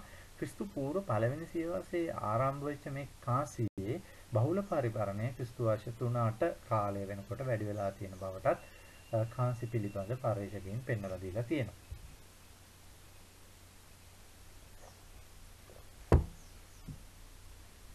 මේ තියෙන්නේ ස්වස්තික කාසියේ වම් පැත්තෙන් තියෙන්නේ අභිමුඛ සංකේතය. ඔබට පැහැදිලි වෙනවා ලක්ෂ්මී දෙවඟන සිටගෙන සිටිනවා නෙළුම් මලක් මත. දෙපසින් නෙළුම් දඬු දෙක ඉහළට යනවා. ඒකේ දෙපැත්තේ උඩ ඉහළ අලි රූප දෙකක් තියෙන්නේ. ඒ හස්තීන් විසින් මේ ලක්ෂ්මී දෙවඟන අභිෂේකයට ලක් කරනවා. ප්‍රතිමුඛයේ යෂ්ටිය මත වේදයක් සහිත යෂ්ටිය මත තියෙන මේ ආකාරයේ ස්වස්තිකයේ දකුණු පැත්තේ තියෙන කොටසෙන් ඡායාරූපයෙන් හඳුනා ගන්න හැකියාව තියෙනවා. ඊට සිංහ කාසි උපවර්ග දෙකක් හඳුනා ගන්න හැකියාව තියෙනවා. කේසර සහිත, කේසර රහිත. මේක වටකුරු සහ හතරැස් කියන වර්ග දෙකකින් කාසි හඳුනා ගන්න හැකියාව තියෙනවා. අභිමුඛයේ සිංහරුව තියෙන්නේ, ප්‍රතිමුඛයේ 34ක් සහිත රවුමක් දැක ගන්න හම්බ වෙනවා. කාන්තරෝදය, අනුරාධපුරයේ, තිරුකේශ්වරම් වලින් මේ කාසි ලැබිලා තියෙනවා. සමහර කාසි පිළිබඳ විශේෂඥයෝ මේ කාසි සිංහලයින්ට අයිති කාසියක් බවට අර්ථ නිරූපණය කරනවා. මේ සිංහ රූපය මේකේ තියෙන නිසා එකම ජේතවන විහාරයේ ආශ්‍රයෙන් බහුලව මේ කාසි වාර්තා වෙන නිසා මහසෙන් රජුරුව එහෙම නැත්නම් ජේතවන විහාරයේ නිර්මාතෘ මහසෙන් රජුගේ නිර්මාණයක් විදිහට මේ කාසි සැලකීමක්ද H.W. කොඩ්රින්ටන් වගේ කාසි පිළිබඳ පර්යේෂකයන් පෙන්වලා දෙනවා. එකම මේක සමහර පර්යේෂකයන් පෙන්වලා දෙනවා මේ හස්සෙබු කාසිවල වර්ධිත අවස්ථාවක් විදිහට සිංහ කාසිය හඳුන්වලා දෙන්න පුළුවන් කියන කාරණය. මේ තියෙන සිංහ කාසිය වම් පසින් තියෙන අභිමුඛය, දකුණු පසින් තියෙන ප්‍රතිමුඛය. ඔබට පැහැදිලි අභිමුඛයේ සිංහ රූපේ තියෙනවා. ප්‍රතිමුඛයේ වෘත්තයක් ඇතුලේ 34ක්, ස්මාරක 33ක් දැක ගන්න. ඊගොට වෘෂභ කාසිය. වෘෂභ කාසිය සිංහ කාසිය හා සමානමයි. අභිමුඛයේ මොළය සහිත ගව රූපයක්, එහෙම නැත්නම් වෘෂභයා ඉන්නවා. ප්‍රතිමුඛයේ 33ක් වෘත්තයක් හෝ ත්‍රිකෝණයක් තනි තිතක් විදිහට දැක ගන්න හම්බ වෙනවා. මේ වෘෂභ කාසියත් සිංහ කාසිය වලට සමකාලීනව පාවිච්චි වෙච්ච කාසි විශේෂයක් විදිහට පෙන්ලා දෙන්න පුළුවන්. මේ තියෙන වෘෂභ කාසිය සිංහ කාසියට වඩා වෙනස් වෙන්නේ මේ වෘෂභයා වටා තිත් පෙළක් මේ කාසියේ දැක ගැනීමට හැකියාව ලැබෙනවා. ප්‍රතිමුඛයේ මේ ත්‍රිකෝණය මැද තනි ඩොට් එකක් නිර්මාණය කරලා තියෙනවා. මේ තියෙන්නේ වෘෂභ කාසි දෙකක් ඔබට දැක ගැනීමට අවස්ථාව අභිමුඛ දැක්වෙන සටහන්. ඊගවට අපිට තවත් වැදගත් වෙන යුගයක් තමයි මධ්‍ය ඓතිහාසික යුගය. අපි මධ්‍ය ඉතිහාසය කියලා විශේෂයෙන් සඳහන් වන්නේ ක්‍රිස්තු වර්ෂ 6 සියවසත් 15ත් අතර කාලය විදිහට තමයි සලකන්නේ. එතකොට මධ්‍ය ඉතිහාසයේ මධ්‍ය කාලීන යුගය කියලා අපි පොදුවේ හඳුන්වන්නා වූ කාලවකවානුව. මේ යුගයේ විශේෂ දේ තමයි කහවණුව කියන කාසිය නිර්මාණය වීම. මේක රණින් නිර්මාණය වන කාසියක්. මේ කහවණුව කාසිය ප්‍රභේද ගණනාවක් තියෙනවා. කහවණුව, අඩ කහවණුව, දෙයක, අක, මස්ස, අඩමස්ස කියන කාසි වර්ග තියෙනවා. ඒකට කහවණුව කාසියේ නිශ්චිතවම සටහන් වෙනවා නාගරි අක්ෂරයෙන් ශ්‍රී ලංකා විභූ එහෙම නැත්නම් ශ්‍රී ලංකා වෙහ කියන නම. ඒකට ඒකේ අඩ කහවණුවේ සඳහන් වෙනවා සහ 8න් එක 4න් එක කහවණුවේ හතරෙන් එකේ ලක්මා කියන නාගරික අක්ෂර වලින් සංකේතය. මේකේ අභිමුඛය ගත්තහම දෝතියක් ඇඳගත්ත මානව රූපයක් වාඩි වෙලා ඉන්නවා වේදිකාවක් මත නිලුම් මලක් අතේ දරාගෙන තියෙනවා. මේ සිටගෙන සිටිනවා. දෝතියක් ඇඳගත්ත මානව රූපයක් සිටගෙන සිටිනවා. වම් අතේ නිලුම් මලක් දක්නට ලැබෙනවා. ප්‍රතිමුඛයේ මහරජ ලීලාවෙන් ඉඳගෙන සිටින මානව රූපයක් තමයි දැක ගන්න හම්බෙන්නේ. මෙවැනි කාසි අනුරාධපුරයෙන් දැනට 32ක් විතර හම්බෙලා තියෙනවා. මේක මූල්‍ය වටිනාකම අතිනුත් බොහොම වැදගත් කාසියක් විදිහට පෙන්වලා දෙන්න. මේ තියෙන කහවණුව කාසිය අභිමුඛයේ ඔබට පැහැදිලි නෙළුම් දණ්ඩක් මත සිටින මිනිස් රූපයක් තියෙන ප්‍රතිමුඛයේ ආසන මත අපි කියන එකට කුටියෙන් ඉඳගෙන ඉඳනවා කියලා කිරුළු පනත් මිනිස් රූපයක් විදිහට සැලකෙන්නේ. රූපයට දකුණු පැත්තේ මේ ප්‍රතිමුඛයේ රූපයට දකුණු පැත්තේ පැරණි සිංහල අක්ෂරයෙන් අපි එකට කියනවා දූෂිත නාගරි අකුරු කියලා. දූෂිත නාගරි අකුරු වලින් ලංකේශ්වර, ලංකා වෙහ, ශ්‍රී ලංකා විභූ කියන වචන සඳහන් වෙන්න ඇති කියලා මේක විවිධාය අර්ථ නිරූපණය කරලා තිනවා. කොටන්ටන් තමයි කියලා කියන්නේ ශ්‍රී ලංකා විභූ කියලා මේකේ සඳහන් වෙනවා කියලා. තවත් සමහරෙන් කියන ශ්‍රී ලංකී වෙහ කියලා. තවත් සමහර කාසි පිළිබඳ විශේෂඥයෝ ශ්‍රී ලංකේශ්වර කියලා මේ කාසියේ මේ දූෂිත නාගරි අක්ෂර වලින් අර්ථ නිරූපණය කරලා තියෙනවා. කොහොම වුණත් ඉන්දියානු කාසි පිළිබඳ විශේෂඥයෙක් කරන කාසි චෙට්ටි මහත්මයා ඔහු කියන අභිමුඛයේ මේකේ තියෙන විෂ්ණු රූපය ප්‍රතිමුඛයේ තියෙන හනුමාන් රූපය කියලා. අනුරාධපුර යුගයේදී ආරම්භ වෙච්ච මේ කාසිය ලංකාවේ නිර්මාණය කරලා තියෙන සුවිශේෂීතම කාසියක් විදිහට හඳුන්වන්න පුළුවන්. ඔබට මේ පැහැදිලිවම රන් කහවණුවේ අභිමුඛ සහ ප්‍රතිමුඛ සංකේත දෙක දැක ගන්න පුළුවන්. අභිමුඛයේ දෝතියක් ඇඳුමක් මේ දරාගෙන දෙපැත්තෙන් ඇඳුම පෙන්නලා තිනවා හිටගෙන ඉන්නේ. ඔහුගේ දකුණු අතින් පහනක් වැනි යමක් එල්ලගෙන තියෙනවා. වම් අතින් මුහුණ දෙසට මලක් අල්ලගෙන ඉන්නවා වගේ තියෙනවා. ඊට පස්සේ ඒ මලට පල්ලෙහායින් දකුණු පැත්තෙන් 35ක් සටහන් වෙනවා. ප්‍රතිමුඛයේ තියෙන්නේ වාඩි වෙලා ඉන්න මිනිස් රූපයක්. මහරජ ලීලාවෙන් එමන් නැත්නම් කුටියෙන් ඉඳගෙන ඉන්නවා කියලා කියනවා. මහරජ ලීලාවෙන් ඉන්නවා කියලා. වේදිකාවක් මත තමයි ඉඳගෙන ඉන්නේ. ඔහුගේ වම් අත මතින් යමක් අල්ලගෙන දරාගෙන ඉන්නවා. ඊට පස්සේ ඊට ඉස්සරහින් තියෙනවා දූෂිත නාගරි අකුරු. ශ්‍රී ලංකා වෙහ, ශ්‍රී ලංකේශ්වර, එහෙම නැත්නම් ශ්‍රී ලංකා විභූ කියලා විවිධ ආයත නිරූපණය කරන වචන ටික තමයි ඊට පල්ලෙහායින් දූෂිත නාගරි අකුරු වලින් තියෙන්නේ. මේ රංකහවණුව නිර්මාණය කරලා තියෙන්නේ අච්චුවක් පාවිච්චි කරලා. මේ රංකහවණුව නිර්මාණය කරපු අච්චු අනුරාධපුර ඇතුළු නගරෙනුත් හම්බෙලා තිනවා, අබේගිරි විහාරෙනුත් හම්බෙලා තියෙනවා. ඒ නිසා මේක විශේෂයෙන් වැදගත් වෙනවා මේ මැටි අච්චු වලින් නිර්මාණය කරපු අච්චු ගස් වල ලද කාසි විදියට තමයි මේවා සැලකෙන්නේ.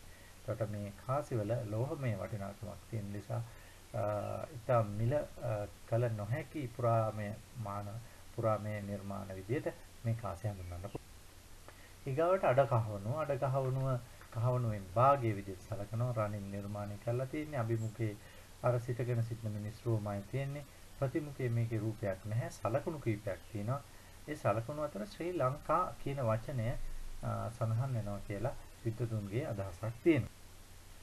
ඊට පස්සේ කහවණුවේ හතරෙන් එක දෙයක් කියලා අපි හඳුන්වනවා. අභිමුඛයේ සිටගෙන සිටින මිනිස් රූපයමයි සිටින්නේ. දෝතිය ඇඳගෙන රන් කහවණුව වගේම ප්‍රතිමුඛයේ තියෙනවා වැකියක් ඒකේ රූපයක් නැහැ. ඒකේ ලක්ෂ්මී කියන වචනේ සඳහන් වෙන බව තමයි කාසි පිළිබඳව විශේෂඥයන්ගේ අදහස. ඊට පස්සේ කහවණුවෙන් අටෙන් එක අක කියලා හඳුන්වනවා. අභිමුඛයේ සිටගෙන සිටින මිනිස් රූපයක් තියෙනවා. ප්‍රතිමුඛයේ අක්ෂර කීපයක් තියෙනවා. ඒකේ සමහරු ඒක අර්ථ නිරූපණය කියනවා. උරක කියන වචනේ තියෙනවා කියලා. සමහරු අර්ථ නිරූපණය කියනවා. දරක කියන වචනේ තියෙනවා කියලා. මේ ආකාරයට කහවණුවේ ප්‍රභේද ශ්‍රී ලංකාව තුළින් මධ්‍යකාලීන යුගයේදී කහවණුවෙන් භාගය අඩ කහවණුව ඊට පස්සේ 4න් 1 එකම 8න් 1 විදියට පාවිච්චි වෙච්ච බවට සාධක හඳුනා ගන්න හැකියාව තියෙනවා. ඊගවට මත්ස්ස කියන කාසි විශේෂයත් මධ්‍යකාලීන යුගයේ පාවිච්චි වෙච්ච කාසි විශේෂයක්. ඒකට කහවණුවට සමානවම මේ මත්ස්ස කියන කාසි විශේෂය වෙලා තියෙනවා. ඒකම අපි පොළොන්නරු රාජධානි යුගයේ මධ්‍යකාලීන යුගයේදී ප්‍රධාන වශයෙන්ම හඳුන්වා ගන්නවා මේ කහවණුවේ නිර්මාණ වලට සමානවම නිර්මාණය කරපු කාසිය. හැබැයි රන් නෙමෙයි. මේක ලෝකඩ ලෝහ වර්ග එකම වෙනත් ලෝහ වර්ග පාවිච්චි කරලා තිනවා. මේකෙදි ප්‍රධාන වශයෙන්ම ප්‍රතිමුඛයේදී පාලකයාගේ නම සඳහන් කරලා තිනවා. පරාක්‍රම බාහු, විජය බාහු, ලීලාවතී, සහස්ස මල්ල මේ ආදී වශයෙන් විවිධ රජවරු නිර්මාණය කරපු කාසි පොළොන්නරු යුගයේ මධ්‍යකාලීන ලංකාව තුලින් හඳුනා ගන්න හැකියාව ලැබෙනවා. ඒකට මේ රජවරයාගේ නාමය මේ කාසියේ ප්‍රතිමුඛයේ දක්නට ලැබෙනවා. අභිමුඛයේ තියෙන අර දෝතිය ඇඳගත් සිටගෙන සිටින රූපයමයි කහවණුවේ ඉන්න. ප්‍රතිමුඛයේ වාඩි වෙලා ඉන්න රූපේ තියෙනවා. ඊට දකුණු පසින් පාලකයාගේ නම අර සඳහන් කිරීම සිදු වෙලා තියෙනවා. ඊට කාසි පිළිබඳව අපි කතා කරනකොට මේ කාසි පිළිබඳ මූලාශ්‍රවල සාධක සඳහන් වෙනවා. ඒ අතරින් අපිට වැදගත් වෙනවා දුටුගැමුණු රජුගේ විසින් රුවන්වැලිසෑය නිර්මාණය කරන කාලෙදී ඒකේ වැඩ කරපු මිනිස්සුන්ට මේ කාසි දුන්නා කියලා එහෙම නැත්නම් මුදල් දුන්නා කියලා. ඒකේ විශේෂයෙන්ම සඳහන් වෙන කාරණේ තමයි රුවන්වැලිසෑයේ සතර දොරටු වල මේ වැඩ කරලා හවසට යනකොට කාසි අරගෙන යන කහවණු 12 ලක්ෂයක් විදිහට ඒ තියලා තිබ්බා කියලා ඔවුන්ට ඒක අරගෙන යන්න මහාවංශයේ සඳහන් වෙනවා. ඒකම සෙල්ලිපිවල කහපණ කියන වචනේ සඳහන් වෙනවා. කහපණ කහවණු වශයෙන් සඳහන් වෙනවා ශිලාලේඛනවල. මේ ශිලාලේඛනවල මේ පොදුවේ කහවණ කහපණ යන වචනය මගින් අර්ථ නිරූපණය කරන්නේ කාසි කියලා තමයි කාසි පිළිබඳ අධ්‍යයනය කරලා තියෙන H.W. කොඩ්රින්ටන් ප්‍රකාශයට පත් කරලා තියෙනවා. ඊගොටම ඔබට පැහැදිලි කරන්නේ විදේශීය කාසි පිළිබඳ දකුණු ඉන්දියානු කාසි අතරින් අපට වැදගත් වෙනවා. පල්ලව සහ පාණ්ඩ්‍ය කාසි අපට හම්බෙලා තිනවා. සංකේත විදිහට පුන්කලස läග සිටින සිංහ රූපයක් පල්ලව කාසි වල තිනවා. පුන්කලස සහ මත්ස්‍ය සංකේතය පාණ්ඩ්‍ය කාසි වල දකිනවා. මේ තියන්නේ පාණ්ඩ්‍ය සහ පල්ලව කාසි ඔබට මේකේ අභිමුඛ ප්‍රතිමුඛ සංකේත දෙක දක්වලා තියෙනවා. ඊගොට රෝම කාසි. රෝම කාසි අන්තර්ජාතික වෙළඳාමත් එක්ක ලංකාවට බොහෝ සෙයින් ආපු කාසි විශේෂයක් විදිහට ලංකාව පුරාම වාර්තා වෙනවා. මේකේ අභිමුඛයේ කාසිය නිකුත් කළ පාලකයාගේ හිස තමයි තියෙන්නේ. හිසේ සංකේතය. ප්‍රතිමුඛයේ දේව රූපයක් හෝ සොල්දාදු රූපයක් දක්නට ලැබෙනවා. මෙම කාසි ලංකා ඉතිහාසයේ ආරම්භයේ සිට 11 සිය වස දක්වා බහුලව භාවිත වෙච්ච විදිහට තමයි හඳුන්වන්නේ. ඒකම මේ සම්බන්ධව තවත් වැදගත් කාරණයක් තමයි මේ කාසි වල බහුල පරිහරණය නිසා හොර කාසි එහෙම නැත්නම් අනුකරණ කාසි ලංකාවේ අච්චු ගහලා තියෙන බවටත් ඒ යුගයේදී හඳුනාගෙන තියෙනවා.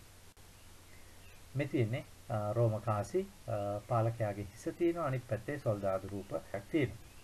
ඊගොට ලන්දේසි කාසි විදේශීය ආක්‍රමණ වලට ලංකාවට ලක් වුණයින් පස්සේ 1505 ඉඳලා මේ ලන්දේසි පෘතුගීසි සහ ඉංග්‍රීසීන් නිර්මාණය කරපු කාසිත් අපේ රටෙන් හම්බ වෙනවා. අපිත් ඒවා විදේශීය කාසි විදියට සැලකෙනවා. ප්‍රධාන කාසි වර්ග දෙකක් අපි හඳුනා ගන්නවා. ඒකේ ලියවැලක් සහිත කාසි, රාජ්‍ය ලාංඡනයේ සහිත කාසි කියලා. ඒක තුට්ටු VOC කාසි, අභිමුඛයේ VOC යන සටහන් කරලා තියෙනවා. නිකුත් කර වාසිය තියෙනවා. ප්‍රතිමුඛයේ රාජ්‍ය ලාංඡනය එහෙම නැත්නම් ලන්දේසි ලාංඡනය තියෙනවා.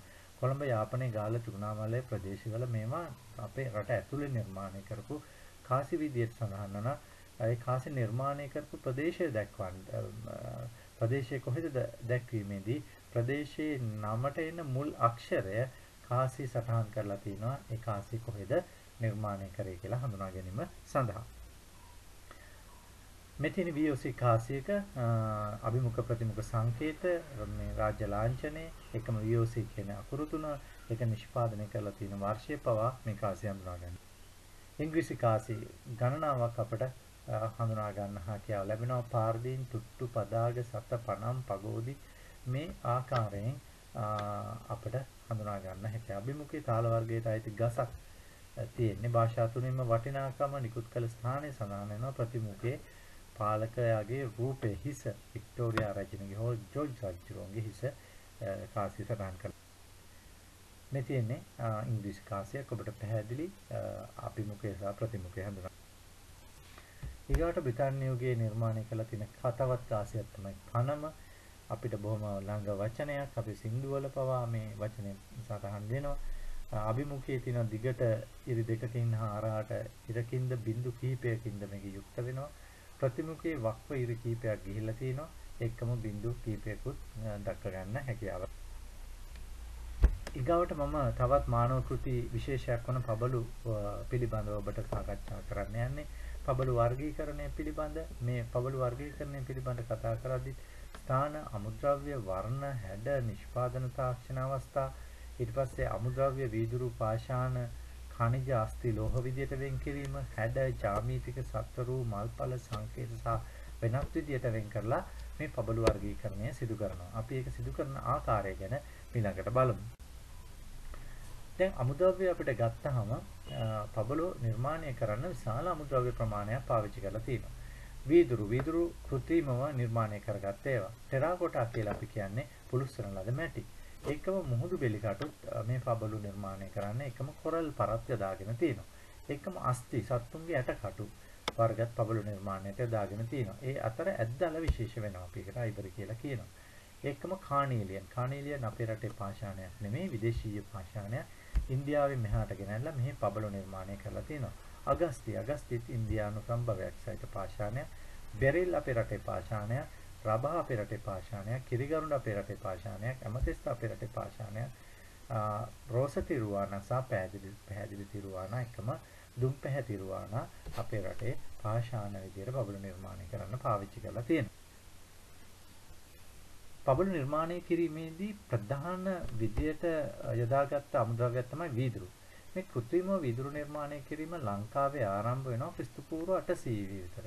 පූර්ව ඓතිහාසික යුගයේ සුසාන ආශ්‍රිතව සහ ජනාවාස වලින් මේ පබළු නිර්මාණය කර බවට වීදුරු අමුද්‍රව්‍ය පාවිච්චි කර බවට සාධක හම්බ වෙනවා. මේ වීදුරු පබළු නිර්මාණය කිරීමේදී ඒ අය මුලින්ම කරලා තින්නේ මෙන්න මේ ආකාරයේ වර්ණ ගැනීමක් වීදුරු වලට සිදු කරලා නල සකස් කර ගැනීම.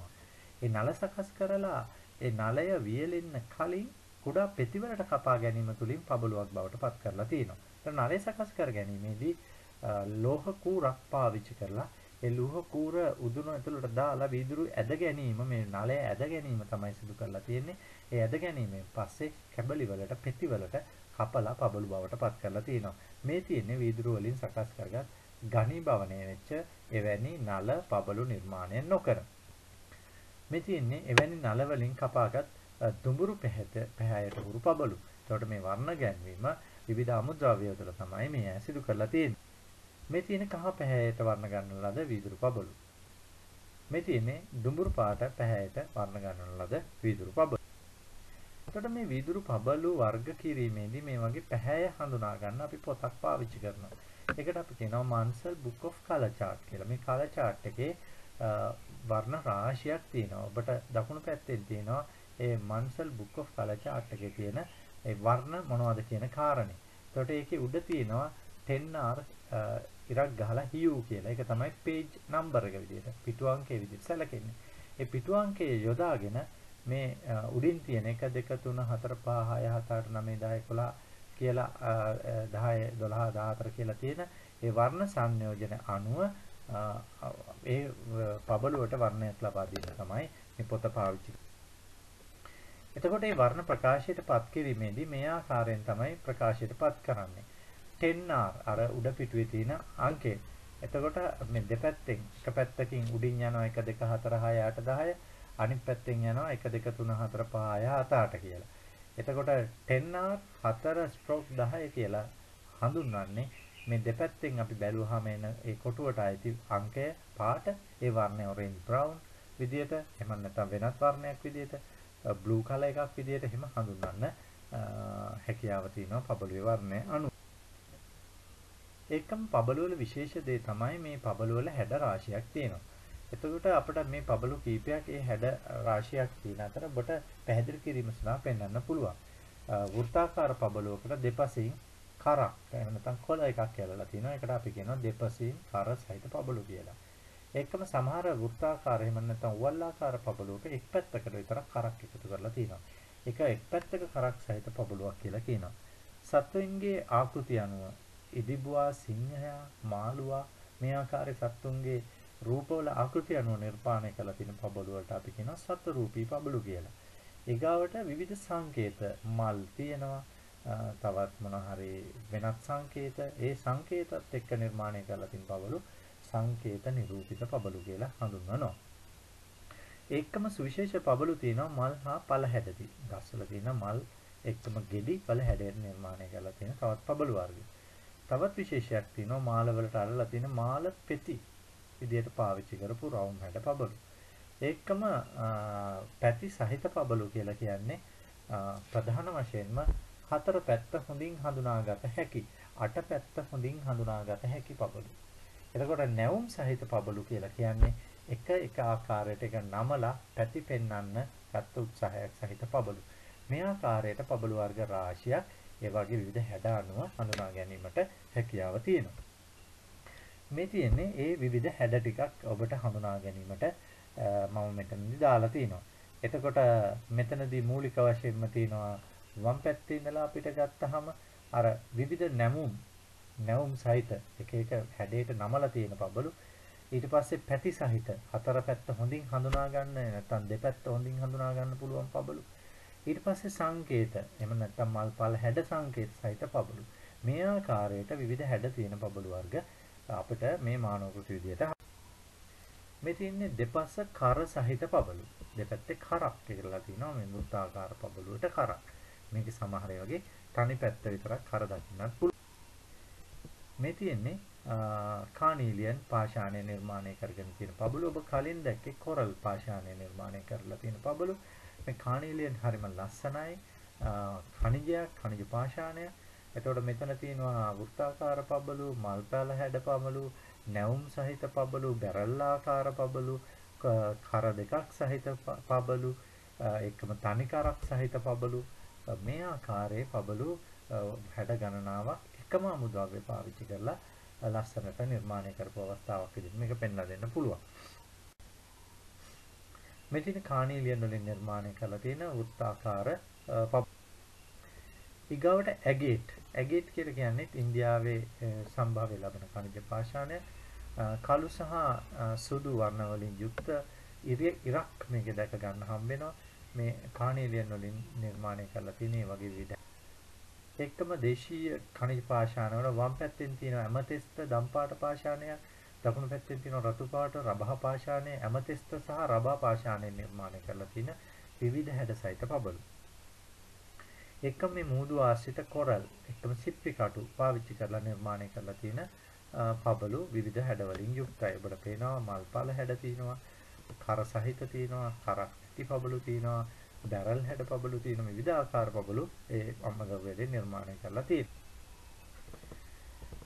ඊගාවට මම පැහැදිලි කරන්න කැමතියි ඔබට මැටි බඳුන් පිළිබඳව.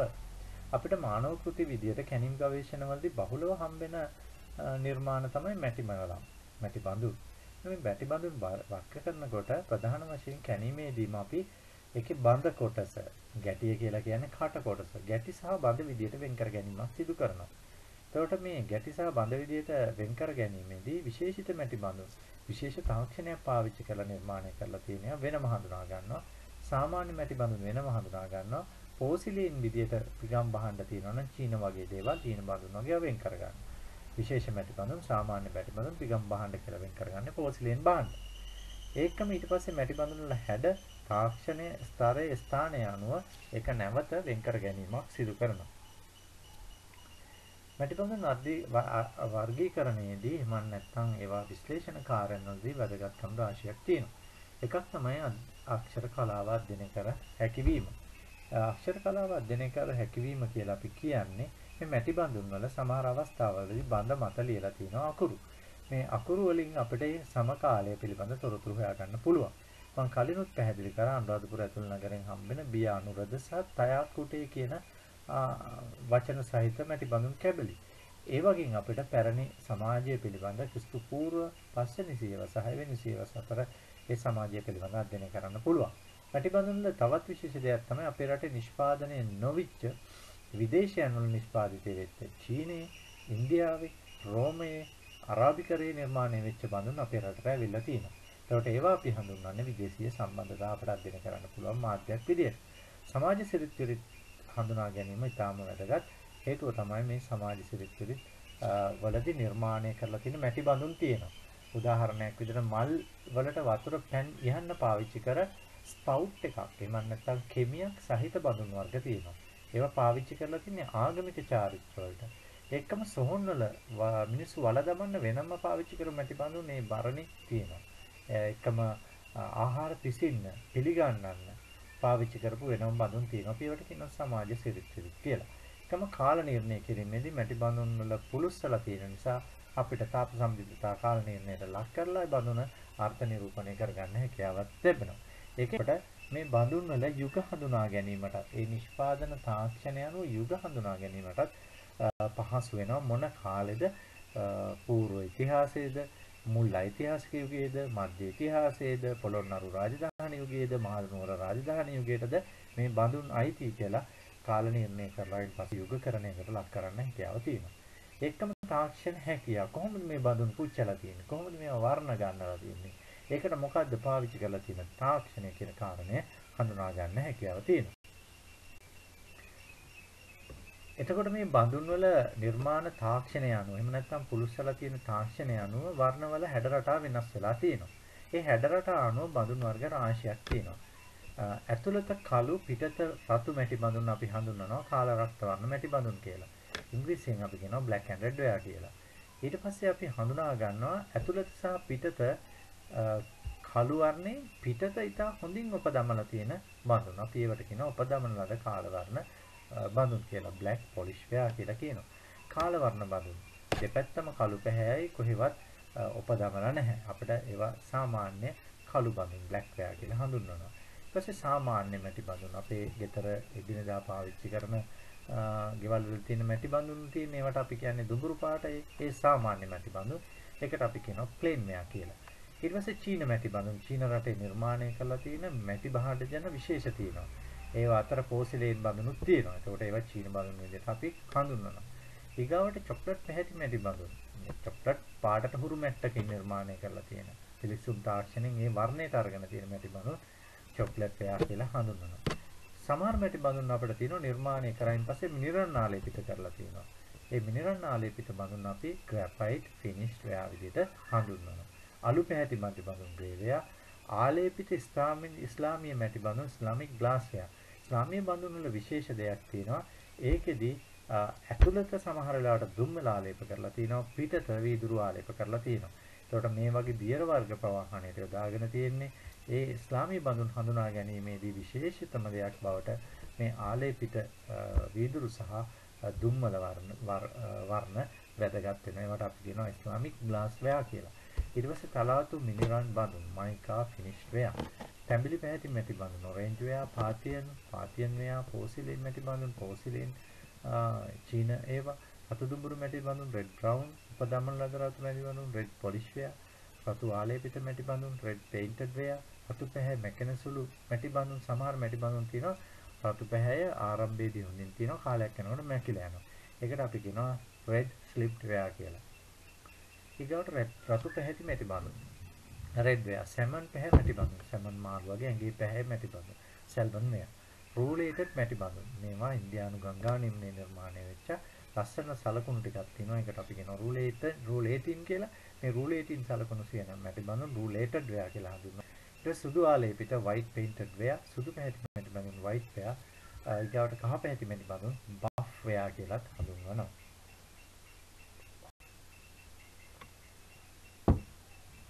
මේ තියෙන්නේ කාල රක්ත වර්ණ මැටි බඳුනක්. ඔබට පැහැදිලි වෙනවා ඇති. මේ බඳුනේ පිටපැත්ත තමයි රතු පාට. මේක ඇතුළත සම්පූර්ණම කළුයි. මේ බඳුන පිලිස්සීමේදී තමයි මේ තාක්ෂණය අරගෙන තියෙන්නේ. පිලිස්සීමේදී මේ බඳුන නිර්මාණය කරලා තියෙන විදිය අනුව මේක වර්ණ ගැන්වීම කාල රක්ත වර්ණ මැටි බඳුන. එහෙම නැත්නම් black and red කියලා අපි හඳුන්වනවා. මේ තියෙන්නේ තනිකරම කළු පැහැති දීප්තිමත් මැටි බඳුන. black polish wear කියන එක වම් පැත්තේ තියෙනවා, අනිත් පැත්තේ තියෙනවා black wear. ඒ කියන්නේ දීප්තිමත් නැහැ. මේ බඳුන් වර්ග දෙකම කොටස් විදියට එකක් හොඳින් තියෙනවා, එකක් කඩිච්ච බස. ඊගාවට අපිට දීප්තිමත් රතු ආලේපිත බඳුන්. red polish wear. තාම දීප්තියක් රතු පාටයි, තනිකරම ඇතුළතයි පිටයි මේ වගේ අලංකාර බඳුන්. රූලේටඩ් දෙයක් මම ඔබට කිව්වේ මේ ගංගානින් මේ නිර්මාණය කරලා තියෙන මෙන්න මේ ඩිසයින් එකට තමයි කියන්නේ රූලේටින් ඩිසයින් එක කියලා. රූලේටින් ඩිසයින් එක ඇතුළු කරලා තියෙන නිසා රූලේටඩ් බඳුන් කියලා හඳුන්වනවා. ඉතාමත්ම හොඳින් පෙරණ ලද මැට්ටකින් නිර්මාණය කරලා තියෙන බඳුන් විශේෂයක්. මේ බඳුන් විශේෂය අපේ රටේ අඩුවෙන් හම්බෙන්නේ ඉන්දියානු ගංගානිම්නේ බුද්ධ කාලයට සමකාලීනව නිර්මාණය වෙච්ච බඳුන් විදියටයි සැලකෙන්නේ. ඊගාට උත්තර උද්දීප්ත කාල වර්ණ මෙවලම් northern black polish wear මේ උතුරු ගංගානිම්නේ නිර්මාණය වෙලා තියෙන මිනිරන් ආලේප කරලා හොඳින් පෙනෙන ලද මැට්ටකින් නිර්මාණය කරලා තියෙන සුවිශේෂීතම බඳුන් විශේෂය බුද්ධ කාලයේදී ඉන්දියාවේ පාවිච්චි වෙච්ච බඳුන් විදියක් විදියට තමයි ගංගානිම්නේ සඳහන් වෙන්නේ. ඒකට මේ බඳුනේ කෑල්ලේ දිලිසෙන විදිය ඇතුළත නිර්මාණය සහ ඒකේ උපරිම මට්ටම තුන්වෙනි ඡායාරූපය දක්වා උත්තර උද්දීප්ත කාල වර්ණ මෙවලමයි දකින්න පුළුවන්. අලු පැහැති බඳුන් තනිකරම අලු පැහැති මේකට ග්‍රේ වෙයා කියලා කියනවා. ගංගානිම්නේ නිර්මාණය වෙච්ච බඳුන් මේවත් විදේශීය බඳුන් අපේ රටෙත් හම්බ. අඳුරු කහවන් බඳුන් මේවා අපේ රටේ හම්බෙන්නේ නැහැ. ගංගානිම්නේ මුල් තාක්ෂණික සංස්කෘතීන් ආරම්භ කරපු බඳුන් විශේෂයක් විදියට සැලකෙන්නේ. ලා කහ පැහැති බඳුනක් විදියට තමයි මේ බඳුන තියෙන්නේ. ඊගොට සුදු ආලේපිත බඳුන් සුදු පාට ආලේප කරලා තියෙන බඳුන්. රෝම මැටි භාජන අපිට රෝම මැටි භාජන හම්බ වෙනවා. රෝමේ නිෂ්පාදනය කරලා තියෙන වාණිජ කටයුතු වලට ආපුවා.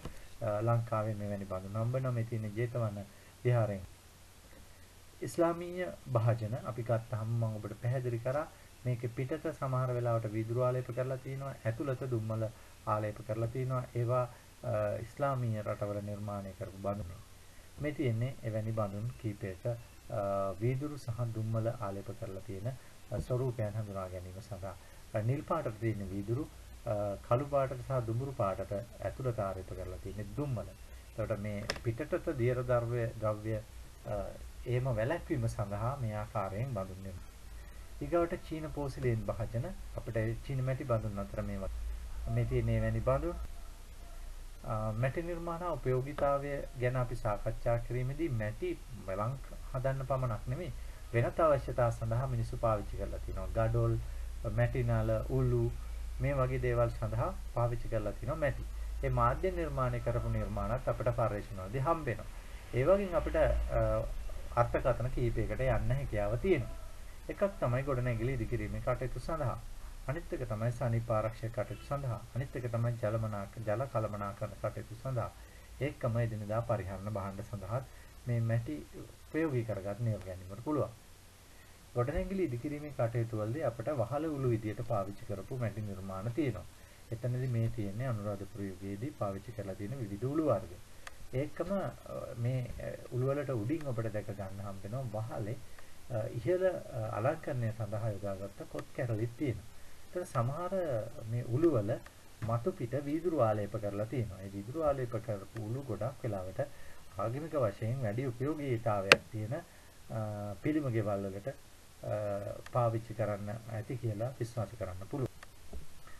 එකම ගඩොල් වර්ග සහ මැටි නල වර්ග අපිට හම්බ වෙනවා. මේ ඊගව ඡායාරූපෙත් තියෙන විවිධ ගඩොල් වර්ග විවිධ කාර්යයන් සඳහා ගොඩනැගිලි වලට යොදාගත්තු. ඒකම සනිපාරක්ෂක කටයුතු සඳහා පාවිච්චි කරලා තියෙනවා මේ ආකාරයේ මුට්ටි. මේවට අපි කියනවා කැසිකිලි මුට්ටි කියලා. කැසිකිලි ගලක් තමයි ඉහළින් තියෙන්නේ.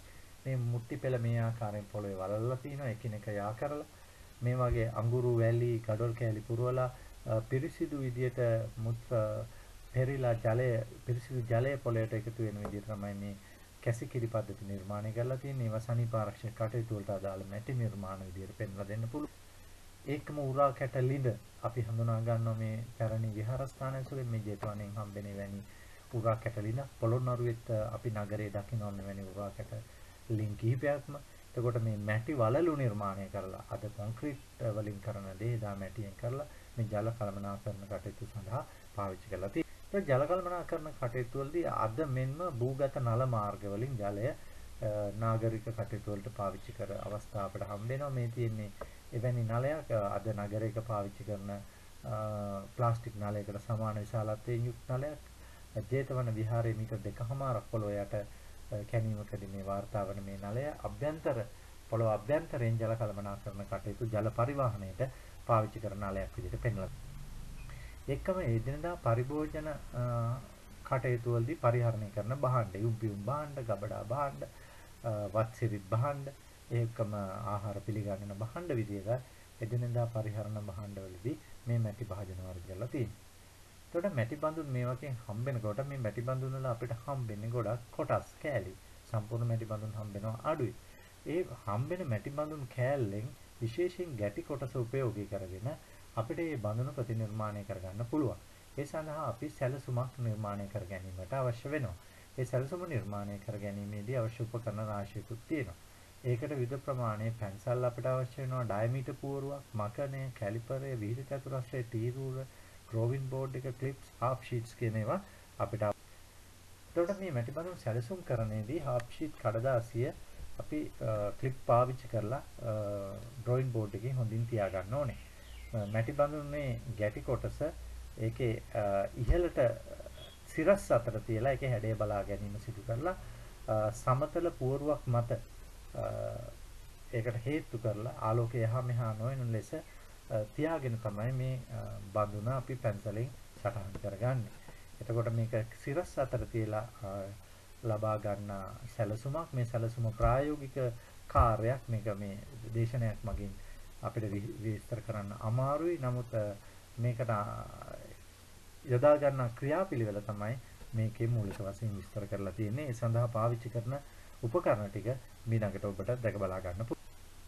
මේ තියෙන්නේ පාවිච්චි කරන උපකරණ ටික. ටී රූලර් තියෙනවා, විහිත චතුරස්‍රය, කැලිපරය, රූලර්, ක්ලිප්, පැන්සල, මකණය, මේ සියල්ලම සහ අර සිරස් අතට මැටි බඳුන් කොටස තියා ගන්න ඕන ලෑල්ල. මේ ආකාරයෙන් මේ කොටස් අපිට මේ උපකරණ මැටි බඳුන් සැලසුම් නැන්දීමේදී වැදගත් වෙනවා. මේ මැටි බඳුනක් සැලසුමට නගන අවස්ථාවක් මේ ඡායාරූපයෙන් දැක. මැටි බඳුන් වල වර්ගීකරණ කටයුතු වලදී ඒකේ පාට බලා ගන්න අපි පාවිච්චි කරනවා පොතක්. ඒ පොතට අපි කියනවා මාන්සල් සොයිල් කලර් chart කියලා. මේකේ මැටි බඳුනේ බඳේ තියෙන වර්ණය මේ කලර් chart එක උපයෝගී කරගෙන වර්ණය හඳුනා ගැනීම සිදු. මැටි බඳුන් හැඩ අණු වර්ග කිරීමට යොදාගෙන තියෙන සාධක අපි ගත්තාම ඒකේ විශාලත්වයේ හැඩය, නිෂ්පාදන තාක්ෂණය සහ උපයෝගීතාවය කියන එක අණුව තමයි ඒ වර්ග කිරීම සිදු කිරීම ලබන්නේ. මේ ඒ ආකාරයට වර්ග කරලා තියෙන මැටි බඳුන් මේ අර කලින් ඔබට පෙන්වන විදිහට සැලසුම් නගන ලද ගැටි කොටස් පොඩි කෑලි කොයි ආකාරයටද බඳුන් ප්‍රතිනිර්මාණය කරලා තියෙන්නේ කියලා මේ තැටි වර්ගයේ ආහාර අනුභවයට පාවිච්චි කරපු තැටි වර්ගයේ බඳුන් වල ප්‍රතිනිර්මාණය. මෙතින ඇතිලි වර්ගයේ කුඩා ගැටි කොටසක් ඒක අරගෙන ඒක ප්‍රතිනිර්මාණයක් ඇතිලි. මේ කලය ගැටිය විතරයි හම්බෙලා තියෙන්නේ. ගැටි වල හැඩ ඒකම කෙමි සහිත මම ඔබට කිව්වේ අර ආගමික කටයුතු වලට පාවිච්චි කරන ස්පවුට් එකක් කියලා. මෙන්න මේ කෙමි සහිත භාජන මේ ආගමික චාරිත්‍ර වලට පාවිච්චි කරපුවා මේ ඇඳලා තියෙනවා. ඒකම වයින් විදේශීය භාණ්ඩ වයින් ප්‍රවාහණයට පාවිච්චි කරපුවා. ඔය අරාබි රටවල ඉඳලා රෝමේ ඉඳලා ඒ භාණ්ඩ හම්බ වෙනවා ඒවත්. ඒකම ඊගාවට අපිට හම්බෙන තවත් වැදගත් මානව කෘති විශේෂයක් තමයි පාෂාණ හා ඛනිජ වලින් නිර්මාණය කරලා තියෙනවා. පාෂාණ කියලා කියන්නේ ඛනිජ වර්ග කිහිපයක් එකතු වී හෝ එක් ඛනිජයකින් නිර්මාණය වන දෙයක් පාෂාණයක් කියලා අපි කියනවා. ප්‍රධාන පාෂාණ වර්ග තුනක් භූ විද්‍යාඥයන් විසින් හඳුනාගෙන තිනවා. ආග්නේය පාෂාණ, අවසාදිත පාෂාණ සහ විපර්ශාණ කියලා. ආග්නේය පාෂාණ කියලා කියන්නේ ඊටමත් තද පාෂාණ, ග්‍රැනයිට්, ඩයොරයිට් සහ පෙල්සයිට් කියන පාෂාණ. අවසාදිත පාෂාණ කියලා කියන්නේ අවසාදිත තැන්පත් වීමෙන් හැදෙන ඒවා වැලි ගල්, ඩොලොමයිට්, හුණු ගල්, ගල් අඟුරු.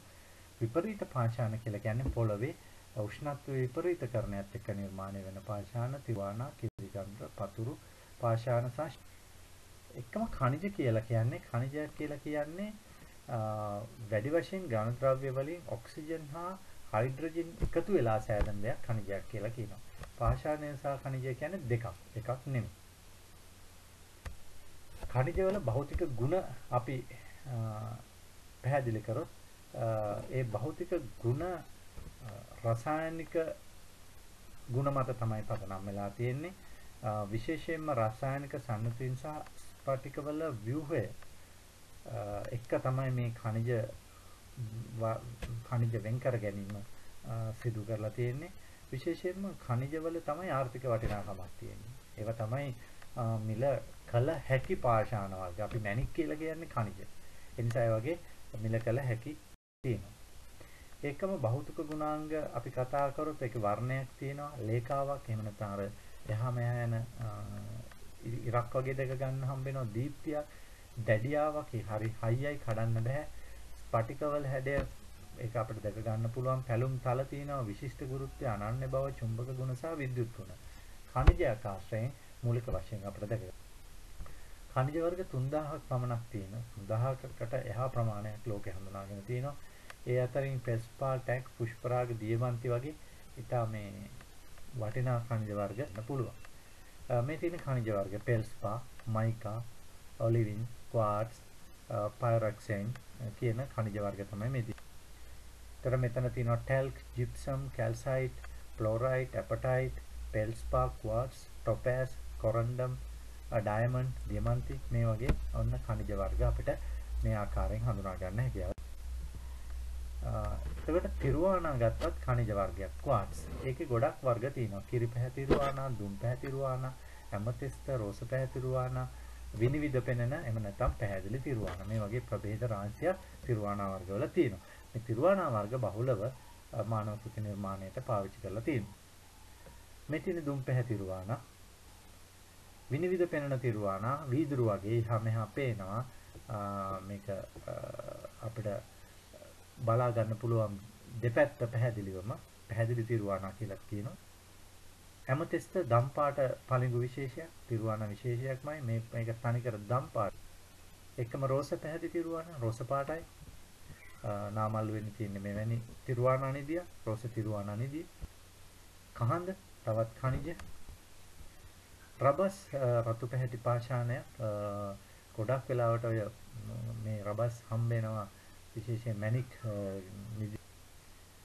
මේ තියෙන විනිවිද පෙනෙන තිරුවානා සහ දුම් පැහැ තිරුවානා වල නිර්මාණය කරලා තියෙන කරුණු දෙකක්. වම් පැත්තේ තියෙන විනිවිද පෙනෙන තිරුවානා, දකුණු පැත්තේ තියෙන දුම් පැහැ. එකම ඇගේට් විදේශීය පාෂාණය සහ කානීලියන් විදේශීය පාෂාණය. මේ දෙකෙන්ම නිර්මාණය කරලා තියෙන මුද්‍රාවක්. මුද්‍රා දෙකක් තමයි මේ ඡායාරූපයේ දැකෙන්නේ. එකම මේ තියෙන කානීලිය නමුද්‍රව්‍ය සහ කානීලියන් නමුද්‍රව්‍ය මව් පාෂාණය හඳුන්වන්නේ වම් පැත්තේ තියෙන කැල්සිඩෝනි කියන පාෂාණය. ඒක රත් කරයින් පස්සේ තමයි කානීලියන් බවට පත් වෙන්නේ. කානීලියන් බවට පත් වුණාම තැඹිලි බවට පත් වෙනවා. ඒකට කැල්සිඩෝනි තමයි කානීලියන් බවට පත්.